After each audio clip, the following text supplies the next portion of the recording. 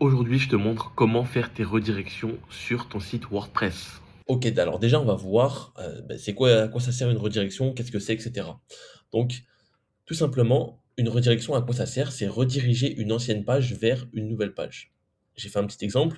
Imaginons, vous aviez une page qui s'appelait monsite.fr/vidéo YouTube 2025 et vous voulez la mettre à jour en mettant, du coup 2026.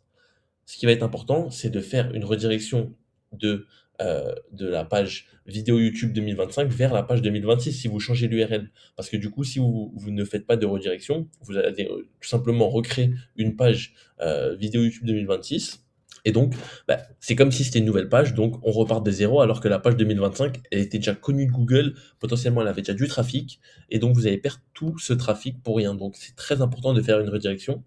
Et surtout, sur cet exemple, je vous déconseille de faire ça. Je vous conseille de garder l'URL vidéo YouTube 2025 et juste changer les dates, c'est-à-dire mettre dans tout l'article comment faire une vidéo YouTube 2026, etc. Vous changez juste les dates, mais l'URL reste la même 2025. Mais c'était juste pour vous donner un exemple. Dans quel cas, il faut faire absolument des redirections. Quand vous faites une refonte de site web, parce que du coup, quand vous faites une refonte de site web, c'est hyper important. Soit vous gardez les mêmes liens, donc imaginons vous avez un site qui fait des chantiers. Donc monsite.fr/chantier, il faut garder cette URL. Quand vous recréez une page, vous refaites avec le même URL. Et donc, si vous changez cette URL, vous devez faire une redirection. Si sur le nouveau site, vous voulez l'appeler mon nouveau site.fr/chantier-2026, là, vous allez devoir faire une redirection de l'ancienne page, donc monsite.fr/chantier. Et donc, cette URL, vous faites une redirection vers la nouvelle URL que je viens de vous dire. C'est hyper important pour ne pas perdre de trafic parce que vous avez déjà construit quelque chose et ce serait bête de recommencer à zéro. Ensuite, quand je vous ai montré juste avant, quand vous faites un changement d'URL, c'est important pour pas avoir d'erreur 404.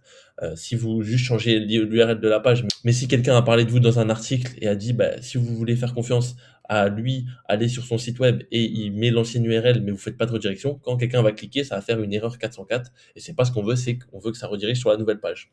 Et donc, si vous supprimez une page, c'est important de le faire pour pas perdre la puissance parce que ce serait bête de juste couper la page et de rien faire avec, autant la rediriger vers une page qui est à peu près similaire pour justement garder toujours cette puissance, ce jus SEO, c'est hyper important.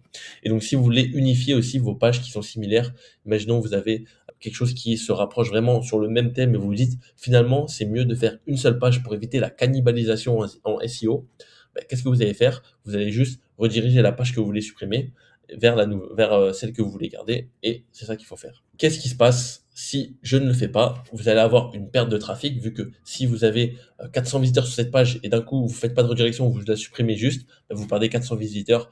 Si vous avez 400 visiteurs journaliers, vous allez perdre ces 400 visiteurs journaliers, chute de trafic, donc signal Google. Oh là, qu'est-ce qui se passe sur ce site? On a perdu d'un coup 400 de trafic, il y a un souci. Donc s'il y a un souci, Google va se dire bon, je peux moins faire confiance à eux et donc vous allez avoir forcément une perte de trafic. Ensuite, vous allez perdre du jus SEO parce que vous allez avoir des liens cassés sur votre site web ou sur les sites des autres. C'est-à-dire que ben, quand on va cliquer sur ce lien, il y aura une erreur 404 puisque du coup la page n'existera plus, vous l'aurez supprimée. Et donc ça, faut absolument éviter, il faut faire une redirection. Et donc comme je vous ai dit, du coup, page 404.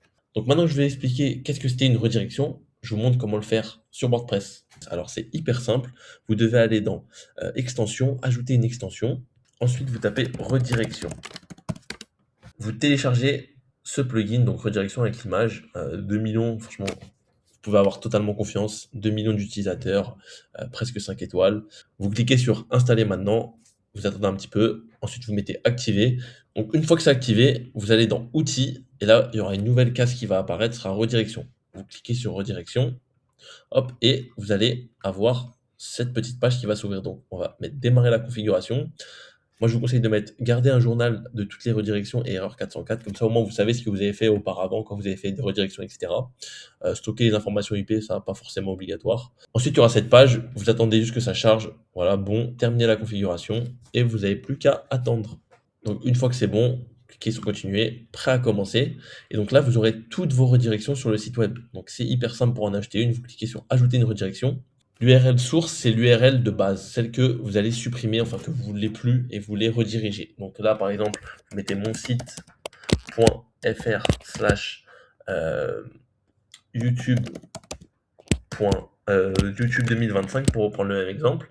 Ici, vous gardez bien correspondance exacte, quel que soit l'ordre. L'URL cible, c'est la nouvelle URL, donc vous mettez mon site.fr/YouTube 2026. Et donc là, ce qui va se passer, c'est que maintenant, quand quelqu'un va trouver cette URL et qu'il va cliquer dessus, il va tomber sur cette URL, donc la bonne URL que vous voulez rediriger. Et voilà, il n'y a pas plus simple pour faire une redirection sur WordPress. Ça prend littéralement 30 secondes. Et maintenant, vous avez tout votre journal. Vous pouvez regarder toutes les anciennes redirections que vous avez faites.